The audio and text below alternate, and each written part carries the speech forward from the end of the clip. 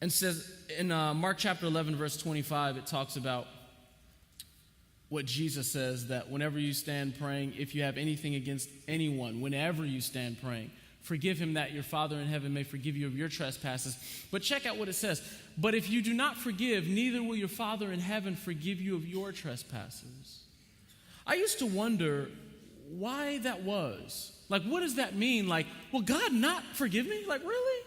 God, I thought you loved me. You really won't forgive me?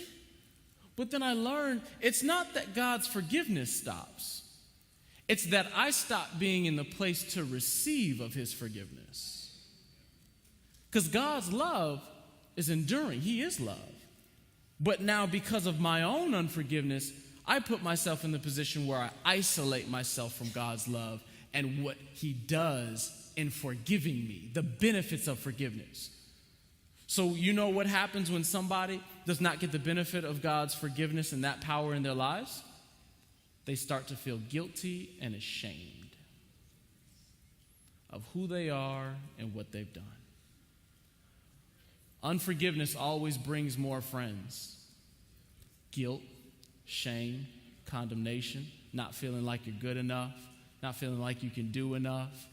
But when you take of God's love, a lot of that starts to melt away. I want to call your attention to something. Linda, where are you?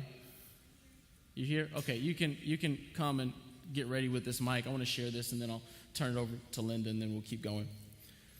You know, have you ever noticed in Disney movies that a lot of the Disney movies don't have any moms? Have you guys ever noticed that? Now, you know, I'm not fluent in Disney movies, but here's some that can ring a bell, like Pinocchio, no mother. What about the Little Mermaid, Ariel?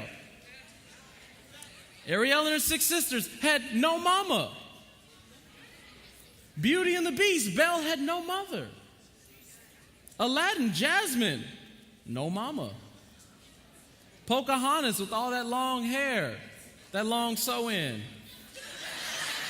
That ain't real. Pocahontas had no mother. Huh? Hannah Montana, wow. Just thought about that. Interesting. Chicken Little, no mom. Bambi, mother got killed by gun violence. Finding Nemo, mother got killed by a barracuda. I can go on and on and on and on. Frozen, okay. We can go on and on. Have you ever stopped to ask yourself, why is it that these Disney movies have no mother? Just ask. Well, there's a story behind that. Walt Disney started the Disney Company in 1923. And as he started the Disney Company, he started becoming successful. They had Snow White and the 7 Dwarfs. It's a very weird situation to me, but, you know, Snow White and the 7 Dwarfs. And in 1938, Walt Disney, he had to come up. He was making money, making it rain. You know, he had change in the pocket. And so he said, I'm going to buy my mama and daddy a house. Anybody ever want to buy your parents a house one day? I want to buy my parents a house. We're going to get you up out the hood, mama. And so, bought mom and dad a house. But check this out. The first day they moved in, there was a gas leak that went undetected. And the mom went to use the stove, and the whole house bursted, and there was an explosion. Father survived, but the mother did not. And it was known from that point forward that you don't discuss this with Mr. Disney. He never wanted to talk about it.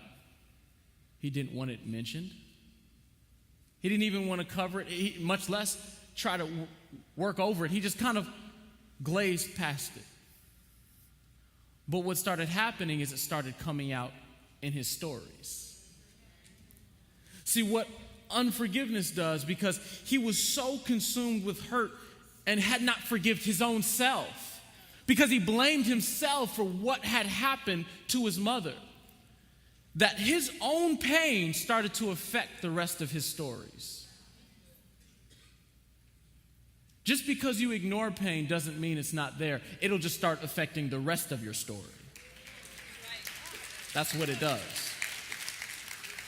It'll work its way out in your relationships, in your schoolwork, in the opportunities that you were supposed to have, in your relationship with parents, in your relationship with God. It'll start to affect all of those things. But Linda's powerful testimony.